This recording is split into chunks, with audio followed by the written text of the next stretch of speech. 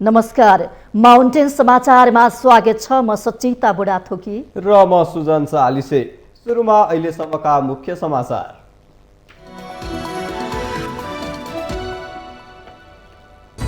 आज 133औं अन्तर्राष्ट्रिय श्रमिक दिवस। मर्यादित श्रम, सुरक्षित रोजगार, विकास र समृद्धिको आधार भन्ने मूल नाराका साथ नेपालमा पनि मनाइँदै। स्थानीय तह निर्वाचनमा मनोनयन दर्ता गराएका करिब 8000 उम्मेदवारी फिर्ता। निर्वाचन आयोगद्वारा उम्मेदवारहरूलाई निर्वाचन चिन्ह वितरण। एमाले अध्यक्ष केपी शर्मा ओलीले राजावादीहरूसँग गठबन्धन गरेको काङ्ग्रेस वरिष्ठ नेता पौडेलको आरोप। ओलीले पुरातनपन्थी र भ्रष्टाचारीहरूसँग गठबन्धन गरिरहेको जिकिर।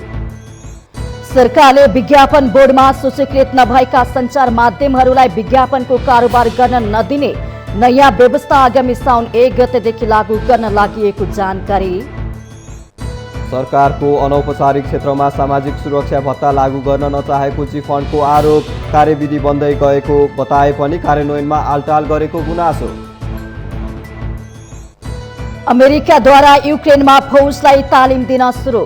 जर्मनीमा रहेको अमेरिकी सैनिक शिविरमा सुरु तालिममा तोपखाना, राडर प्रणाली र बख्तरबन्द गाडीको उपयोगमा केन्द्रित। र स्पेनिस ला लिगा फुटबलको उपाधि रियल मड्रिडले उचाल्यो। स्पेनोललाई 4-0 गोल अन्तरले पराजित गरेको मड्रिड सिजनको 4 खेल बाँकी रहँदै उपाधि उचाल्न सफल।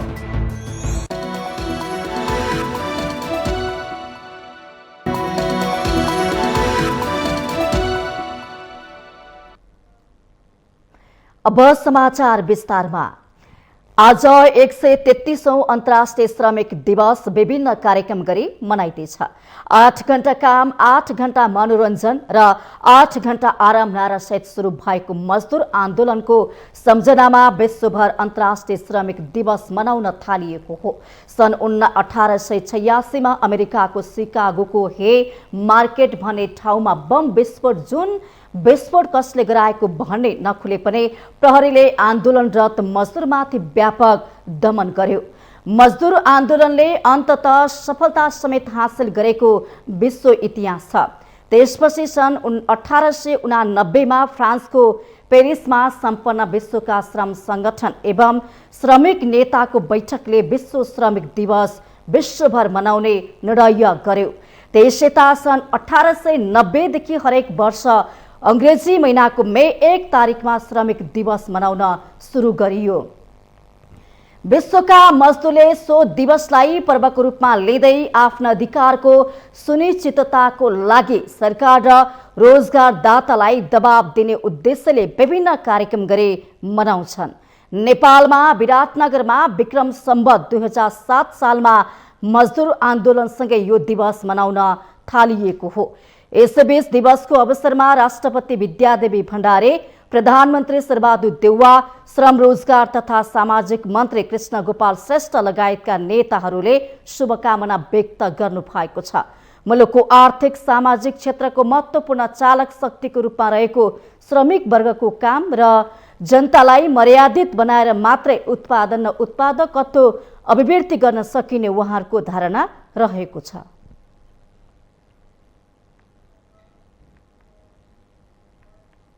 निर्वाचन आयोगले स्थानीय तह निर्वाचनमा करिब 8000 उम्मेदवारहरूले आफ्नो उम्मेदवारी फिर्ता लिएको जनाएको छ। निर्वाचन आयोगका प्रवक्ता शालिग्राम शर्मा पौडेलले करिब 1,53,000 उम्मेदवारी परेकोमा करिब 8000ले फिर्ता लिएको जानकारी दिनुभएको हो। उहाँले उम्मेदवारहरूलाई निर्वाचन चिन्ह वितरण गरिएको पनि बताउनुभयो। निर्वाचन आयोगको निर्वाचन कार्यतालिका अनुसार शनिबार अपराह्न 5 बजेसम्म उम्मेदवारहरूलाई निर्वाचन चिन्ह प्रदान गरिएको हो।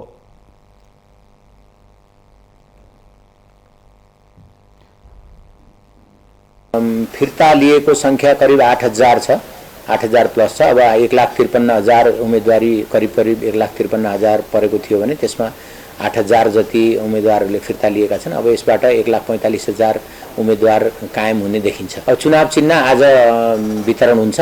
आज बेलुका 5 बजेसम्म चुनाव चिन्ह वितरण हुन्छ। सम्बन्धित दलहरूलाई दलकै चुनाव चिन्ह दिइन्छ भने स्वतन्त्रलाई स्वतन्त्रको निर्वाचन चिन्हको समूह छ, त्यसबाट स्वतन्त्रहरूलाई निर्वाचन चिन्ह दिइन्छ। निर्वाचन आयोगमा स्थानीय तह निर्वाचनका लागि दर्ता भएका दलहरूले उनीहरूको आफ्नै चिन्ह पाएका छन् भने स्वतन्त्र उम्मेदवारका लागि निर्वाचन आयोगले चिन्ह दिएको छ। निर्वाचन आयोगले उजुरी उप छानबिन गरेर सार्वजनिक गरेको अन्तिम नामावलीमा रहेका उम्मेदवारहरूलाई निर्वाचन चिन्ह प्रदान गरिएको हो। उम्मेदवारहरूले निर्वाचन चिन्ह पाएसँगै मौन अवधि सुरु हुन अघिसम्म प्रचार प्रसार गर्न पाउनेछन्। स्थानीय तह निर्वाचन आगामी वैशाख 30 गते सम्पन्न हुँदैछ।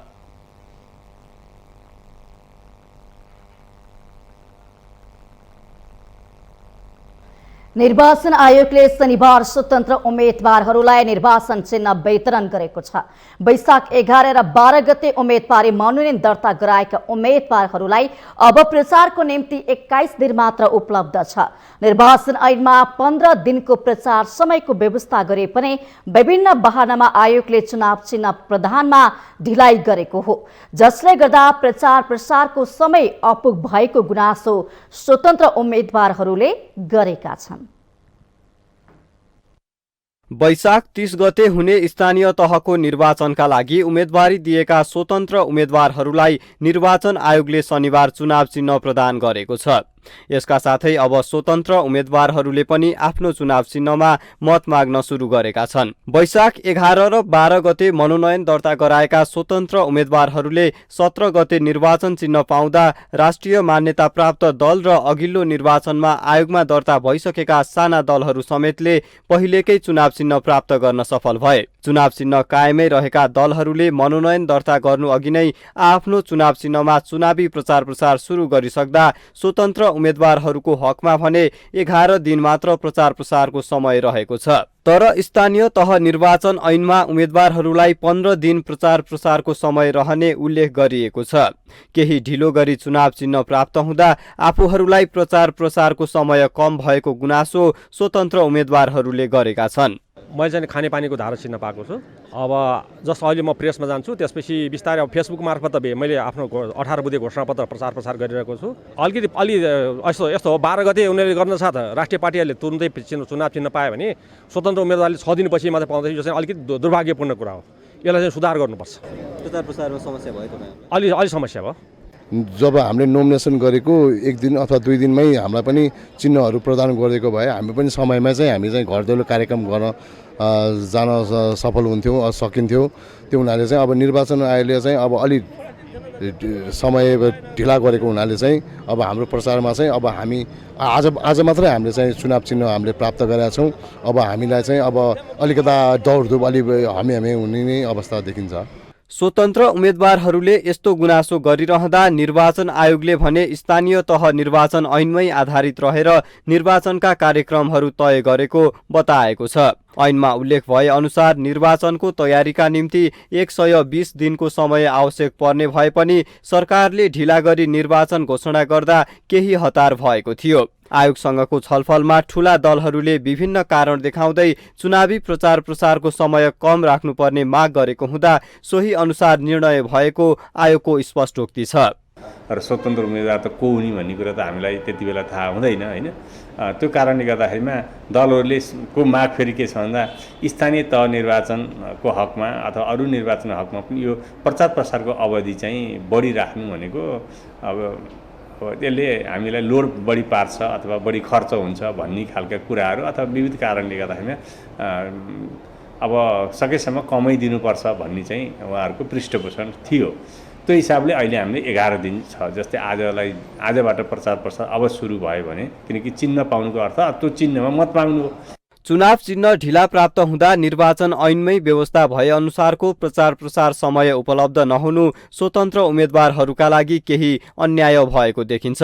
निर्वाचन आयोगसँगको छलफलमा ठूला दलहरूले आफू अनुकूलका मागहरू राख्ने गरेको हुँदा यस्ता विषयमा ठूला दलको सिन्डिकेट देखिएको गुनासो स्वतन्त्र उम्मेदवारहरूले गर्ने गरेका छन्। यसले गर्दा स्वतन्त्र उम्मेदवारीलाई दलीय व्यवस्थाको छायामा राख्न खोज्ने मानसिकता ठूला दलहरूमा देखिएको छ। माउन्टेन टेलिभिजन एचडी का लागि क्यामेरामा प्रदीप घलानका साथमा सुजन चालिसेको रिपोर्ट। नेपाली कांग्रेसका वरिष्ठ नेता रामचन्द्र पौडेलले नेकपा एमालेका अध्यक्ष केपी शर्मा ओलीले राजावादीहरूसँग गठबन्धन गरिरहेको आरोप लगाउनु भएको छ। शनिबार काठमाडौँमा आयोजित एक कार्यक्रममा बोल्दै वरिष्ठ नेता पौडेलले ओलीले पुरातनपन्थी र भ्रष्टाचारीहरूसँग गठबन्धन गरिरहेको आरोप लगाउनु भएको हो। उहाँले विकासको नाममा नेकपा एमालेका कार्यकर्ताहरूले केन्द्रबाट बजेट लगेर आफै उपभोक्ता आफै ठेकदार बन्ने गरेको र बजेट सबै खल्तीमा हालेको आरोप लगाउनुभयो। उहाँले नेकपा एमालेले विकासका योजनाहरू अलपत्र बनाएको पनि बताउनुभयो। वरिष्ठ नेता पौडेलले नेकपा एमालेले बारम्बार संसदमाथि हमला गरेर जनताको अधिकारमाथि हमला गरेको बताउनुभयो। उहाँले नेपाली काङ्ग्रेसले ओली प्रवृत्तिसँग सामना गर्नका लागि परिवर्तनका पक्षधर, संविधानका पक्षधर र नेपालमा लोकतन्त्रका पक्षधरहरूलाई एक ठाउँमा राखेर गठबन्धन गरेको बताउनुभयो। कार्यकर्ताले गाउँबाट केन्द्रबाट बजेट लाने, आफै उपभोक्ता बन्ने, आफै ठेकदार खल्तीमा हाल्ने, विकासको योजना अलपत्र पार्ने काम गरेका छन्। यसबाट अब नेपाललाई हामी मुक्त गर्छौँ भनेर जनतालाई भन्नुहोस् तपाईँहरूले। वरिष्ठ नेता पौडेलले गठबन्धनले गरेको अहिलेको राजनीति र विकास रणनीति सही ढङ्गमा अघि बढिरहेको पनि बताउनुभयो।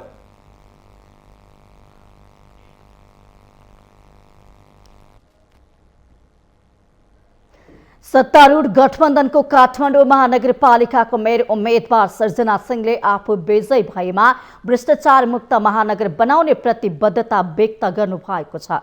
शनिबार नेपाली काङ्ग्रेस निकट बुद्धिजीवी पेसाकर्मी परिचालक समिति काठमाडौँले आयोजना गरेको अन्तर्क्रिया कार्यक्रममा बोल्दै सिंहले आफू मेयरमा विजयी भए काठमाडौँ महानगरलाई भ्रष्टाचारको दुर्गन्धबाट मुक्त गराउने बताउनु भएको छ।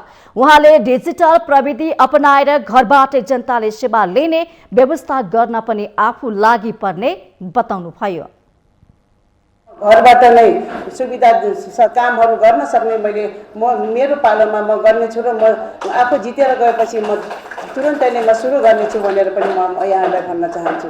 र अर्को कुरा, म एउटा महिला, मलाई पार्टीले महिलालाई अगाडि सार्ने आफूलाई नेपाली काङ्ग्रेसले सर्वसम्मत रूपमा मेयरको उम्मेद्वार बनाएको भन्दै सुरुमा मेयरको लागि नेपाल महिला सङ्घ काठमाडौँले प्रस्ताव गर्दा आफ्नो श्रीमान प्रकाशमान सिंहलाई थाहै नै नभएको दाबी समेत उहाँले गर्नुभयो। सङ्गठनहरूले प्रेसर दिन आएपछि मेरो महानगरले पनि मलाई सिफारिस गर्नलाई बाध्य भयो। उहाँहरूले मैले कहिले पनि मलाई सिफारिस गर्नुहोस् भनेर म कहिले पनि मैले भन्न गएन, उहाँहरूले सोध्न पनि आउनु भएन, उहाँहरू बाध्य हुनुभयो।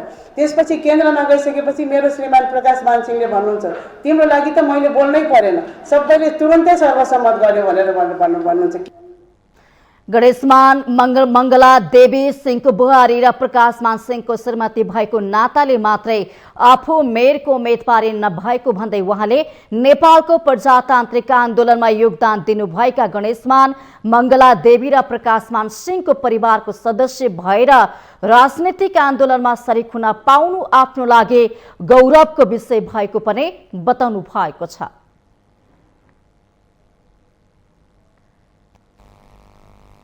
सरकारले विज्ञापन बोर्डमा सूचीकृत नभएका सञ्चार माध्यमहरूलाई विज्ञापनको कारोबार गर्न नदिने भएको छ। विज्ञापन बोर्डका अध्यक्ष लक्ष्मण हुमागाईले आगामी साउन 1 गतेदेखि लागू हुने गरी सो व्यवस्था गर्न लागि बताउनु भएको हो।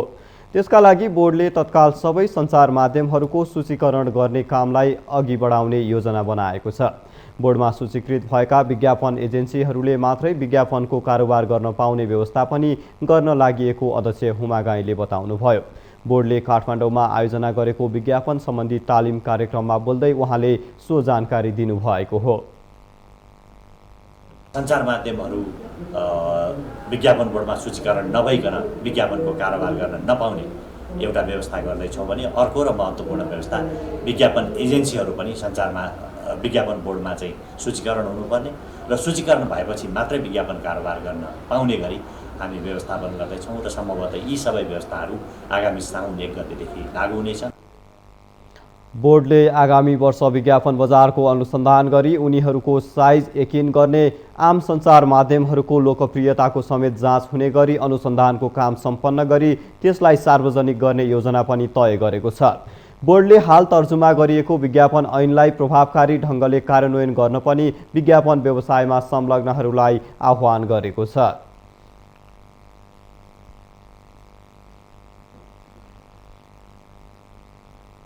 माउन्टेन समाचारमा पालो भएको छ विश्रामको।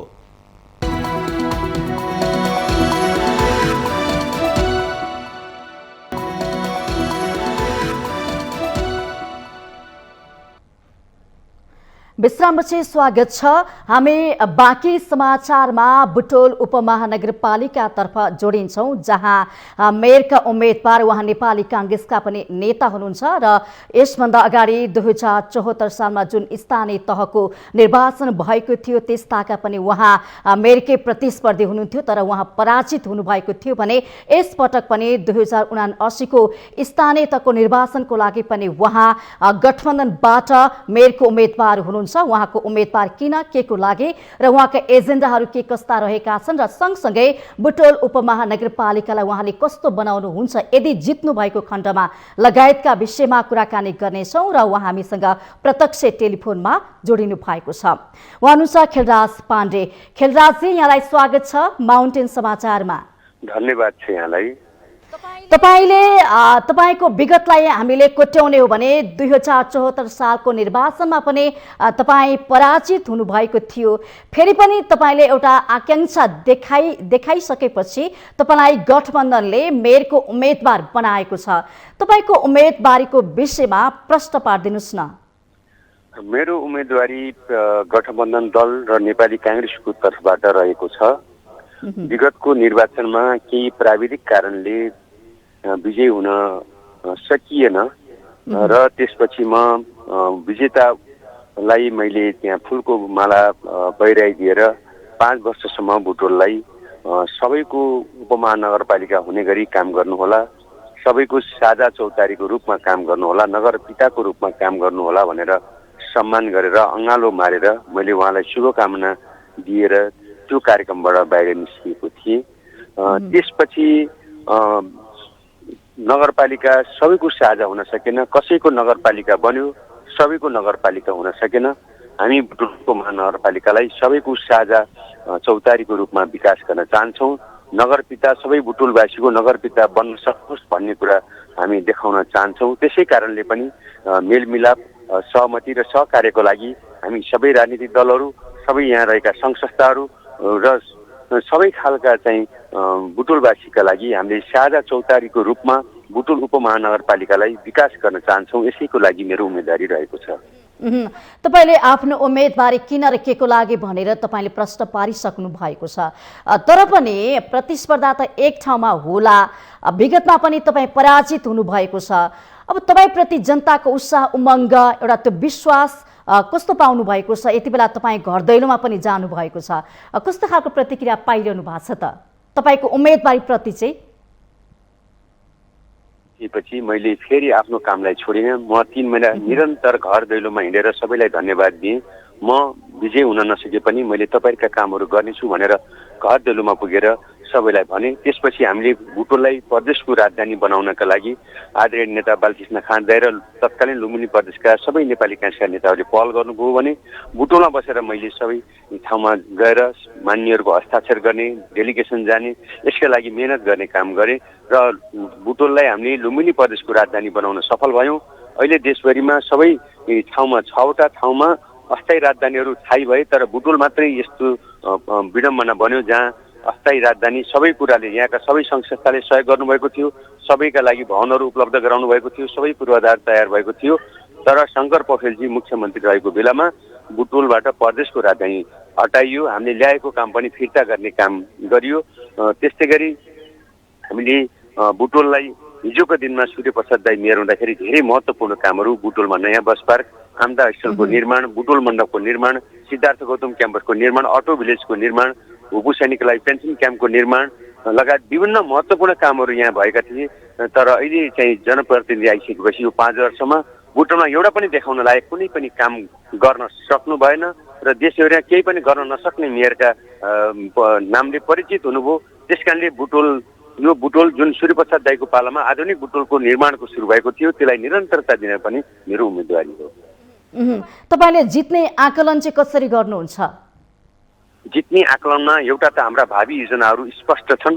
बुटोलमा सुकुम्बासी र अवस्थित समस्या समाधानका लागि हामीसँग दृढ सङ्कल्पित योजनाहरू छन्। अल्पकालीन र दीर्घकालीन बुटोल तिनौ दानव कोरिडोरबाट विस्थापित हुने अन्दाजी 1500 घर परिवारको व्यवस्थापनका लागि हाम्रा योजनाहरू छन्। मोतीपुर औद्योगिक क्षेत्रमा जुन 250 बिघा जग्गाका कारणले त्यो मोतीपुर औद्योगिक क्षेत्र विवादमा परेको छ, त्यो जग्गा तिनै व्यक्तिहरूलाई दिएर त्यसलाई हामीले चाहिँ स्मार्ट औद्योगिक क्षेत्र निर्माण गर्ने योजना नीति ल्याएका छौँ। बुटोलको राजमार्ग चौडादेखि लिएर चिडिया खोलासम्मको सडकले बुटोललाई गिजाइरहेको छ, त्यसलाई तत्काल कालोपत्री गर्ने हाम्रो योजना रहेको छ। त्यस्तै बुटोलको ज्योतिनगरको पहिरोले बुटोललाई ठुलो त्रासमा राखेको छ।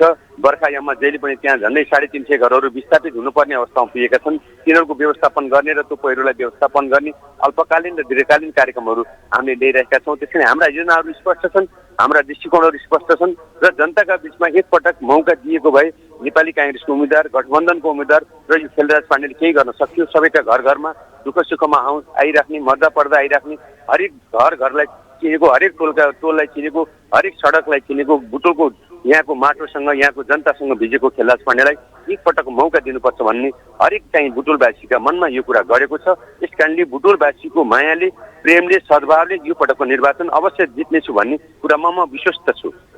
तर पनि गठबन्धनको उम्मेदवार हुनुहुन्छ तपाईँ, गठबन्धनभित्र असन्तुष्टि विवादहरू छत्ताछुल्ल भएका छन् निर्वाचनको मुखमा। यसले सुखद समाचार देला त? यसले असर पनि गर्ने देखिन्छ फेरि? कहाँ के भएका छन् यो कुरा मैले अहिले त्यो कुरा उठाउन चाहिनँ, तर बुटोलका हकमा त्यस्तो कुनै अप्रिय घटना छैन। गठबन्धन हामी सब एक छौँ। सानतिना कुराहरू कहीँ रहेको भए हामी संवादबाट, सहमतिबाट र हाम्रो सहकार्यबाट ती कुरालाई मिलाएर लान हामी सक्छौँ भन्ने हामीलाई विश्वास छ। हाम्रो नेतृत्वले त्यसलाई धान्न सक्छ भन्ने मलाई विश्वास छ। हस्, समयको लागि यहाँलाई धेरै धेरै धन्यवाद। हुनुहुन्थ्यो खेलराज पाण्डे, मेयर उम्मेदवार बुटोल उपमहानगरपालिकाको, र उहाँसँग उहाँको उम्मेदवारीको विषयमा रहेर हामीले कुराकानी गरेका थियौँ। अब लाग्छौँ बाँकी समाचारतर्फ। इन्टरनेट सेवा प्रदायकहरूको छाता सङ्गठन इन्टरनेट सेवा प्रदायक सङ्घ नेपाल आइस्पानले अर्को हप्तादेखि नेपालभर इन्टरनेट सेवा बन्द हुन सक्ने चेतावनी दिएको छ। इन्टरनेट खरिद गरे बापत विदेशी कम्पनीलाई रकम तिर्न सरकारले असहयोग गरेको कारण पालिका चुनावको बेला इन्टरनेट बन्द हुन सक्ने चेतावनी आइस्पानले दिएको हो। सञ्चार तथा सूचना प्रविधि मन्त्रालयले टाटा, एयरटेल, सिप्फी लगायतका कम्पनीलाई भुक्तानीको लागि विदेशी मुद्रा सिफारिस गर्न पूर्ण रूपमा बन्द गरेकाले 6 महिनादेखि भुक्तानी गर्न नसक्दा आगामी हप्तादेखि देशभर इन्टरनेट बन्द हुने स्थिति आएको आइस्पानको भनाइ छ। सञ्चार तथा सूचना मन्त्री प्रविधि मन्त्रालयले नेट बस अत्यावश्यक इन्टरनेट सेवा बन्द गर्न विदेशी मुद्रा सिफारिस रोकेको जस्तो देखिएको आइस्पानको आरोप छ। मन्त्रालयले बेरोजगारी विषयलाई लिएर अनेक बहानामा विदेशी मुद्रा सिफारिस रोकेर निजी क्षेत्रका इन्टरनेट सेवा नै बन्द गर्नतर्फ आकर्षित भएको भन्दै इन्टरनेट सेवा प्रदायकले विदेशी मुद्रा सिफारिस नगरे सहजीकरण नगरेको अवस्थाले गर्दा टिभी सेवा पनि बन्द हुने स्थितिमा पुगेको जनाइएको छ। इन्टरनेट क्षेत्रको समस्या समाधान गर्न सरकारले कुनै पहल नगरेकाले आइस्पान यस वर्षको राष्ट्रिय सूचना तथा सञ्चार प्रविधि दिवस पनि बहिष्कार गर्ने भएको छ।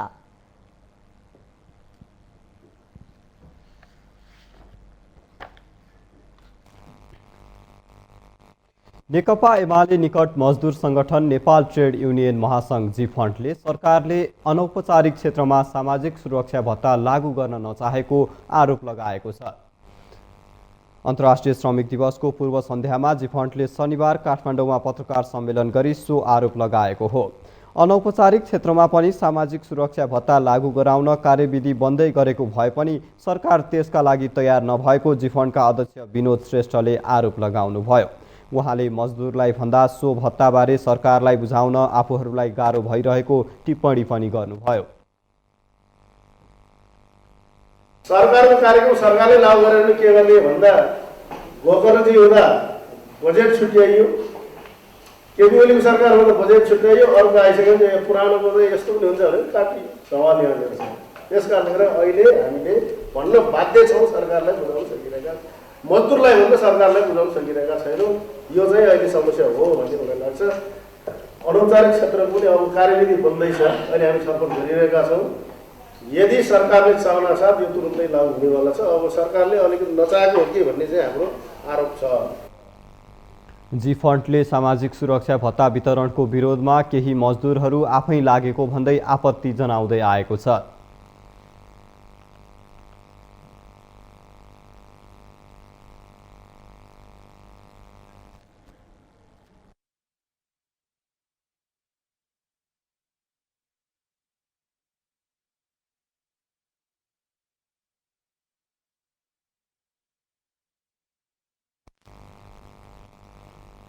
माउन्टेन समाचारमा पालो भएको छ विश्रामको।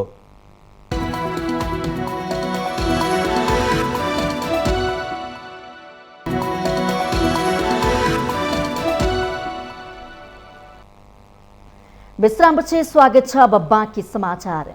वैशाख 30 गते हुने स्थानीय तहको चुनावको लागि सुनसरीका स्थानीय तहमा विभिन्न राजनैतिक दलका र स्वतन्त्र उम्मेदवारहरू मतदाताको घर दैलोमा मत माग्ने क्रम तीव्र बढेको छ।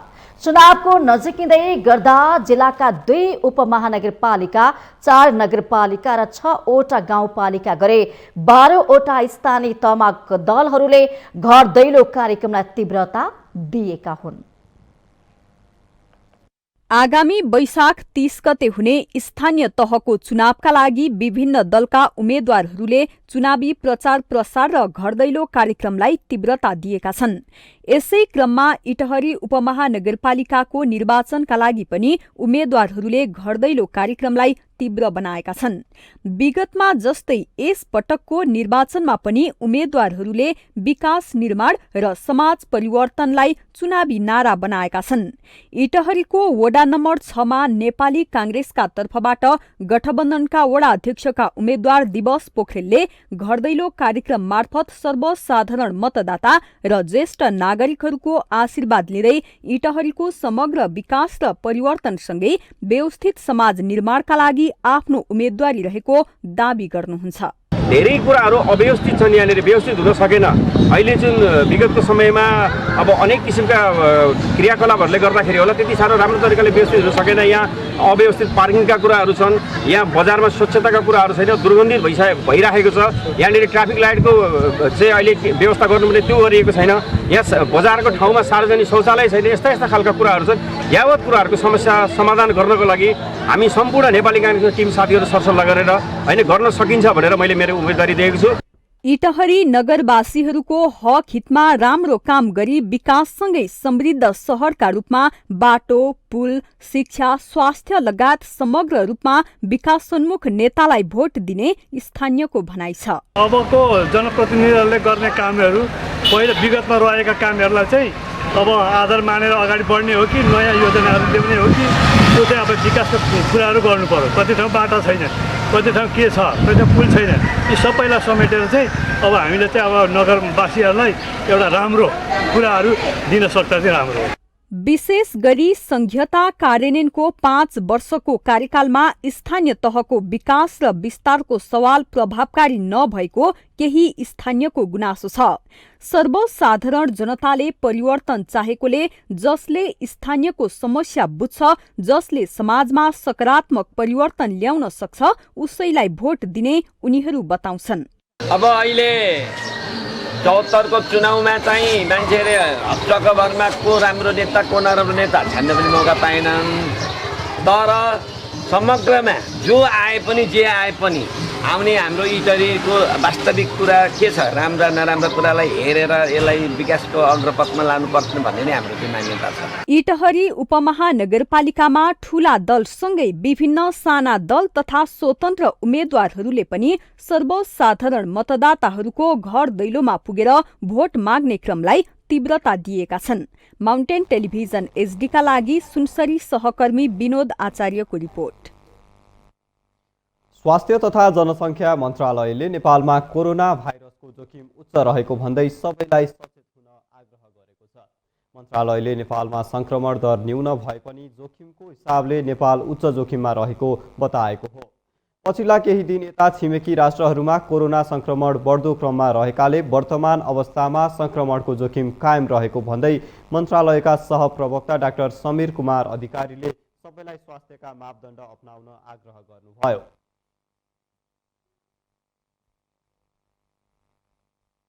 अहिले पछिल्लो समय छिमेकी मुलुक भारतमा सङ्क्रमण गति उकालो लागिरहेको देखिएको छ। अर्कोतिर हामी कहाँ कोभिड-19 को सङ्ख्या पुष्टि हुने सङ्ख्या कम देखेर अथवा अरू कारणले पनि हुनसक्छ हामी सबैलाई चाहिँ कोभिड-19 को सङ्क्रमण कम भइसक्यो कि भन्ने जस्तो मानसिकता विकास हुँदै गएको देखिन्छ, जसले गर्दा एकदमै धेरै जनस्वास्थ्यका मापदण्डको उल्लङ्घन बढेको छ। यसले जोखिम अझ बढाएर लगेको देखिन्छ। हामी सबैले जोखिम कम गर्नका लागि आफ्नो ठाउँबाट जनस्वास्थ्यका मापदण्डको कुराहरू ख्याल गर्ने, हामीले सहजीकरण गऱ्यौँ भने जोखिम आउने कुरालाई कम गर्न सक्छौँ। अधिकारीले आसन्न निर्वाचनमा हरेक मतदान केन्द्रमा एकजना स्वास्थ्यकर्मी अनिवार्य परिचालन गर्ने मापदण्ड बनाउन निर्वाचन आयोगलाई सुझाव दिएको समेत बताउनुभयो। निर्वाचनका सन्दर्भमा सरकारले गरेको निर्णयअनुसार, आयोगको निर्णयअनुसार स्वास्थ्य मन्त्रालय समन्वयमै छ। सबै कामहरूमा हामी सँगै छौँ। जनस्वास्थ्यका मापदण्डहरू तयार गर्ने, त्यसका लागि चाहिने सुरक्षाका सामग्रीहरू तयार गर्ने, त्यसको व्यवस्थापन गर्ने, प्राविधिक सल्लाह दिने कुराहरूमा स्वास्थ्य मन्त्रालय सुरुदेखि नै संलग्न भएर काम गरिरहेको अवस्था छ। निर्वाचनकै दिन अथवा निर्वाचन पछि हामीले भोट काउन्टिङ अथवा त्यसभन्दा पछिको गतिविधिहरूलाई पनि कसरी लैजाने भन्ने सन्दर्भमा सबै कुराहरूमा स्वास्थ्य कर्मीहरू परिचालन गर्ने कुराहरू लगायतका कुराहरूमा चाहिँ स्वास्थ्य मन्त्रालयले आवश्यक समन्वय गरेको छ। निर्वाचन केन्द्रहरूमा एउटा स्वास्थ्य कर्मी अनिवार्य परिचालन गर्ने मापदण्ड पनि बनाउने कुराहरूमा स्वास्थ्य मन्त्रालयले सुझाएको छ। मन्त्रालयले 12 वर्षभन्दा माथिका 95% नागरिकलाई कोरोना विरुद्धको पहिलो खोप लगाइसकेको समेत दावी गरेको छ। मन्त्रालयले कोरोना विरुद्धको खोप पूर्ण रूपमा लगाउन र पूर्ण खोप लगाई समय पुगेकाहरूले बुस्टर डोज लगाउन पनि अनुरोध गरेको छ।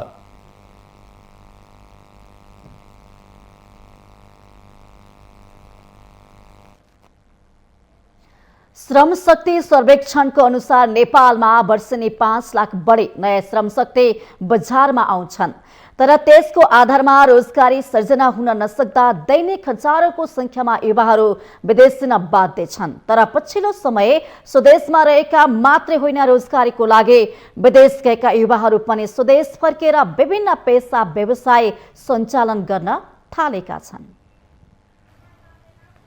गाउँघरमा उद्योग धन्दाको सम्भावना छैन भन्नेहरूका लागि बागलुङका महिलाहरूले नयाँ सन्देश दिएका छन्। हातमा सिप र काम गर्ने जाँगर हुने हो भने काम गर्न विदेश नै जानुपर्छ भन्ने छैन भन्ने उदाहरण आफ्नै गाउँघरमा उद्योग धन्दा चलाएर बागलुङका महिलाहरूले दिएका छन्। सानैदेखि मलाई मेरो आफ्नै खुट्टामा उभिउँ केही गरौँ भन्ने मेरो चाहना हो। त्यो चाहनालाई बिस्तारै मौका पनि पाइएन, पढाइ पनि कम भयो एउटा कुरा, दोस्रो कुरा तालिमहरू पनि नपाइने पहिला होइन। व्यापार राम्रै छ। अहिले सामानहरू हाम्रो यो बुटोल भएर काठमाडौँतिर होइन, अनि बाहिर विदेशतिरहरू पनि पठाइरहेको छु। राम्रो छ। यस मैले गरेको सञ्चालन गरेको 12 वर्ष भएको छ, राम्रै चलिरहेको छ सामानहरू। अध्ययन र रोजगारीको लागि लामो समय गाउँ छोडेर काठमाडौँमा बिताएका बागलुङ र दाङका युवाहरूले कालिजको माग बढेपछि यसको व्यावसायिक उत्पादन गर्न थालेका छन्। उसले चाहिँ सबैलाई पीडित बनायो। कोरोनाले चाहिँ हामी विस्थापित भएका थियौँ। त्यसबाट चाहिँ गाउँमा फर्किने लहर चले पश्चात मैले चाहिँ आफ्नो व्यवसाय गाउँमै आएर सुरु गरौँ भनेर सुरु गरेँ। के गरौँ कसो गरौँ भइरहेको थियो मलाई। त्यही भएर युट्युबमा हेर्ने बेला कालिज देखेँ, त्यही भएर कालिज युट्युबबाट मैले पाएको। सुरुमा मैले त्यही 15-20 लाख रुपियाँ लगाएँ खोर र बच्चा गरेर।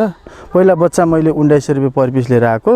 दाङकै शान्तिनगर 5 का युवाहरूले लोकल कुखुरा बाख्रा पालन व्यवसाय गर्दै आएका छन्। उनीहरू पनि विदेश जाने तयारीमा थिए, तर अहिले गाउँमै 70 लाख बढीको लगानीमा यो क्षेत्र रोजेका हुन्। दुबईको लागि ट्राई गरेको थिएँ, भएन। अनि आफ्नै देशतिर केही गरौँ भनेर पछि पुर्खोली जग्गा थियो, त्यो हुनाले त्यतिर केही गरौँ भनेर सोचाएर। रामेछापका किसानहरू भने प्राङ्गारिक खेतीतर्फ आकर्षित भएका छन्। प्रदेश सरकारको प्राङ्गारिक कृषि प्रवर्धन कार्यक्रम मार्फत टनेल बनाएर बेमौसमी तरकारी खेती गरिरहेको उनीहरूले बताएका छन्। गाउँमा अरू पनि उत्साहित हुनुभएको छ र उहाँहरूले पनि सानोतिनो भने पनि टनेलहरू निर्माण गरेर जुन कार्य सुरु गर्नु भएको छ त्यसबाट पनि उहाँहरू पनि धेरै उत्साहित हुनुभएको छ। चितवनका युवाहरू भने मह उत्पादनमा लागेका छन्। युवाहरू व्यावसायिक मह उत्पादनमा लागेसँगै पछिल्ला केही वर्षदेखि बढ्न नसकेको महको उत्पादन चितवनमा वृद्धि भएको छ। जिल्ला र आसपासका क्षेत्रहरूमा महको उत्पादनमा चाहिँ वृद्धि हुने करिब 20% ले वृद्धि हुने अनुमान गरिएको छ। यसको चाहिँ के कारणले वृद्धि हुने भयो त भन्दाखेरि विशेष गरेर चाहिँ अघिल्लो सालहरूको तुलनामा चाहिँ तोरीको क्षेत्रमा विस्तार भएको, त्यसै गरी चाहिँ मौसम एकदमै अनुकूल भएको मह उत्पादनको लागि। दैनिक गुजारा चलाउनै समस्या भएपछि रोजगारीका लागि भारत जाने गरेका डडेलधुराका युवाहरू पनि बाख्रा पालन, गाई पालन तथा व्यावसायिक कृषिमा लागेका छन्। ठिकै भइरहेछ सर, अब सबैले सहयोग गरिदियो, हामीलाई पनि राम्रै भइरहेछ। अब आफ्ना घर पनि 4-6 घर पनि थिए, 5वटा बाख्रा अम्ठाए पनि मिले, बेर 8 जति 9 जति पुगेका थिए। एक्लैले भएको छु, एकल महिला पनि हो, खाना लाउन सब दुध बेचेर पुगेको छ, छोरालाई स्कुल हान्न पुगेको छ। युवाहरूलाई विभिन्न पेशा व्यवसायमा संलग्न गरी उद्यमशीलताको विकास गर्न सके बेरोजगारी समस्या समाधान गर्न सकिन्छ। व्यावहारिक र रोजगारमूलक शिक्षाको अभाव तथा व्यावसायिक सिप र प्रविधिमा न्यून पहुँचकै कारण श्रमका लागि विदेशिने युवाहरूको संख्या दिनानुदिन बढ्दै गएको छ। यसलाई रोक्न उद्यमशीलताको विकास गरी देशभित्रै रोजगारी वृद्धि गर्नु आवश्यक छ। माउन्टेन टेलिभिजन एचडीका लागि जिल्ला ब्युरोको रिपोर्ट। हामीसँग आर्थिक अन्तर्राष्ट्रिय र खेल समाचार बाँकी नै छन्। माउन्टेन समाचारमा पालो भएको छ विश्रामको।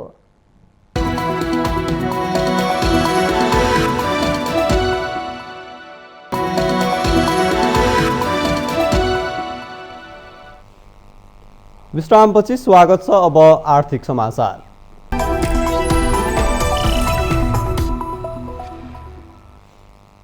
नेपालले मलेसियामा काम गर्ने नेपाली श्रमिकको न्यूनतम पारिश्रमिक बढाउन प्रस्ताव गरेको छ। मलेसिया भ्रमणमा रहेका श्रम, रोजगार तथा सामाजिक सुरक्षा मन्त्री कृष्ण कुमार श्रेष्ठले त्यहाँका गृहमन्त्री हमजाह बिन जैनुद्दिनसँगको भेटका क्रममा मलेसियामा कार्यरत नेपाली सुरक्षा गार्डसहित अन्य श्रमिकको पनि पारिश्रमिक, सेवा तथा सुविधा वृद्धि गर्न प्रस्ताव गर्नुभएको हो। भेटमा मन्त्री श्रेष्ठले नेपाली सुरक्षा गार्डको मासिक पारिश्रमिक 3000 रिङ्गेट पुर्याउन प्रस्ताव गर्नुभएको उहाँको सचिवालयले जनाएको छ। सो क्रममा उहाँहरूबीच नेपालमा सुरक्षा गार्ड सम्बन्धी तालिमको व्यवस्था गरी नेपाली युवालाई सिपयुक्त बनाई थप रोजगारीका अवसर प्रदान गर्ने, शून्य लागतको सिद्धान्तलाई प्रभावकारी बनाउने, स्वास्थ्य, सामाजिक सुरक्षा, 24 घण्टे बिमा सुविधाको व्यवस्थाबारे छलफल भएको जनाइएको छ।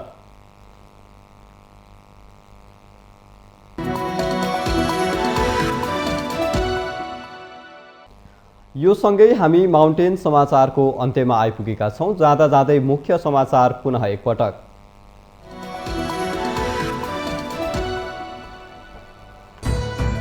आज 133औं अन्तर्राष्ट्रिय श्रमिक दिवस। मर्यादित श्रम, सुरक्षित रोजगार, विकास र समृद्धिको आधार भन्ने मूल नाराका साथ नेपालमा पनि मनाइँदै। स्थानीय तह निर्वाचनमा मनोनयन दर्ता गराएका करिब 8000 उम्मेदवारी फिर्ता। निर्वाचन आयोगद्वारा उम्मेदवारहरूलाई निर्वाचन चिन्ह वितरण। एमाले अध्यक्ष केपी शर्मा ओलीले राजावादीहरूसँग गठबन्धन गरेको काङ्ग्रेस वरिष्ठ नेता पौडेलको आरोप। ओलीले पुरातनपन्थी र भ्रष्टाचारीहरूसँग गठबन्धन गरिरहेको जिकिर। सरकारले विज्ञापन बोर्डमा सूचीकृत नभएका सञ्चार माध्यमहरूलाई विज्ञापनको कारोबार गर्न नदिने नयाँ व्यवस्था आगामी साउन 1 गतेदेखि लागू गर्न लागि जानकारी। सरकारले अनौपचारिक क्षेत्रमा सामाजिक सुरक्षा भत्ता लागू गर्न नचाहेको जीफन्डको आरोप। कार्यविधि बन्दै गरेको बताए पनि कार्यान्वयनमा आलटाल गरेको गुनासो। अमेरिकाद्वारा युक्रेनी फौजलाई तालिम दिन सुरु। जर्मनीमा रहेको अमेरिकी सैनिक शिविरमा सुरु तालिम तोपखाना। राडार प्रणाली र बख्तरबन्द गाडीको उपयोगमा केन्द्रित।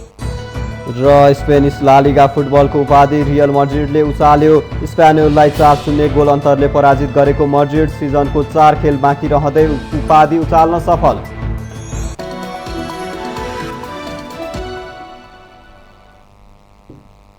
माउन्टेन समाचार अहिलेलाई सकियो। सत्य, तथ्य र निष्पक्ष समाचारको लागि माउन्टेन टेलिभिजन एचडी हेर्दै रहनुहोला। नमस्कार।